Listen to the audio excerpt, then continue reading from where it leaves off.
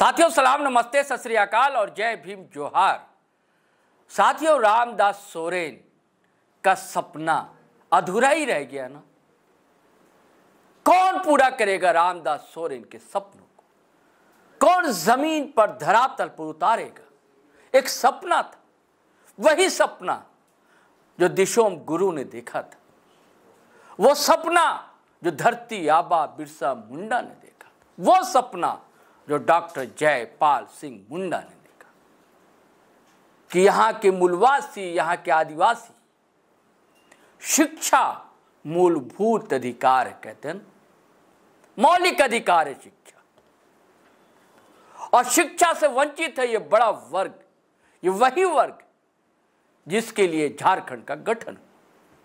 लेकिन आज वही वर्ग इससे वंचित। आज भी अगर आप गांव में जाएं, सुदूर अंचल के गांव में, तो तस्वीर बहुत ही भयावह दिखती। दुनिया के सारे बड़े बुद्धिजीवी कह चुके हैं कि शिक्षा अगर किसी को मिले तो मातृभाषा में मिले। मातृभाषा, कहा जाता है कि माँ की गोद ही जो है पहली पाठशाला होती। शिशु जो है माँ से ही पहली बार कोई भी भाषा बोली सीखता है। यही कारण है कि दुनिया के बड़े से बड़े बुद्धिजीवियों ने यह माना है, बड़े बड़े समाज सुधारकों ने, पॉलिटिशियन ने, कि बच्चे को शिक्षा उसकी मातृभाषा में मिले।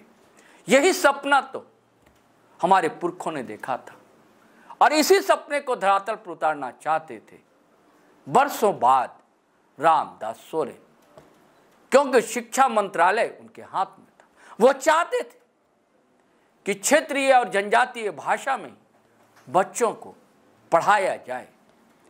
केजी से लेकर पीजी तक की उनकी योजना थी और इसकी शुरुआत पश्चिम बंगाल में भी हुई है। वहाँ किताबें हैं, मिल रही लोगों को। इनकी भी योजना थी, किताबें छपेंगी और कोर्स तय होंगे।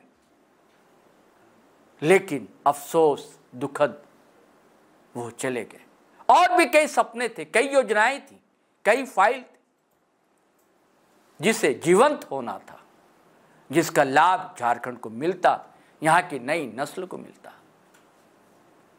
पश्चिम बंगाल एक टीम भी उन्होंने भेजा था और टीम ने कई स्कूलों का, कॉलेजों का सर्वे किया, बच्चों से बातचीत की, टीचरों से बातचीत की। वहां से लौटी टीम और टीम ने रिपोर्ट सौंपी मंत्री को। उसे लेकर मुख्यमंत्री हेमंत सोरेन से भी मिले थे और कई मुलाकातें हुई थी। इसको लेकर हेमंत सोरेन ने भी सहमति जताई थी। प्रस्ताव तैयार होना था, लेकिन सब कुछ अधूरा रह गया। ऐसा नहीं कि पहला प्रयास था, पिछले बार भी ऐसा हुआ था, लेकिन जो रिपोर्ट थी उसमें कई त्रुटियां थी। तो उसको देखते हुए नए सिरे से प्रस्ताव तैयार होना था और शिक्षक की नियुक्ति भी होनी थी। जितने अनुपात में अगर ये हैं छात्र हैं, तो उसी अनुपात में टीचर्स की बहाली भी होनी थी। सारी प्रक्रियाएं अभी फाइलों पर थी, लेकिन उसे जमीन पर उतरना था। लेकिन क्या बताया जाए, झारखंड को तो दो बड़ा शोक मिला। अब कौन आएगा, लेकिन क्या उसके पास रामदास सोरेन जैसा विजन होगा? हालांकि सीएम हेमंत सोरेन भी चाहते थे कि ऐसा हो। अब उनकी कितनी रुचि होती, इनके पास शिक्षा मंत्रालय मिलता है, शिक्षा मंत्री बनते हैं, वो क्या सोचते हैं, उनका विजन क्या होता है, उनकी कल्पना क्या है। लेकिन रामदास सोरेन की अलग कल्पना थी। वो गांव से निकले हुए थे, पंचायत से लेकर कैबिनेट तक का उनका सफर हम सब आप लोग जानते हैं। एक और सपना था, एक्सीलेंस स्कूल, उसकी भी संख्या बढ़ाई जानी थी। यह भी चाहते थे रामदास सोरेन, कोशिश में लगे हुए थे। कई मुलाकातें भी हुई थी, हेमंत सोरेन से भी विचार विमर्श हुआ था, मंथन हुआ था और अमृत निकला था और उस अमृत को बंटना था, वितरित होना था। क्योंकि शिक्षा को लेकर एक जिद्दी स्वभाव कह लीजिए उनका था कि नहीं, पढ़ाना जरूरी, बच्चे पढ़ेंगे तभी भविष्य सुधरेगा। युवा सुधरेंगे, बच्चे का भविष्य सुधरेगा, तभी तो झारखंड सोना झारखंड होगा। सुंदर नागपुर कहते हैं ना, सोना झारखंड, हीरा झारखंड, हमार सोना झारखंड, हमार सोना, हमार हीरा नागपुर, छोटा नागपुर। तो ये कैसे साकार होता? CM school of excellence 80 school है भी, उनको चाहते थे रामदास सोरेन कि 180 तक उसे बढ़ाया जाए।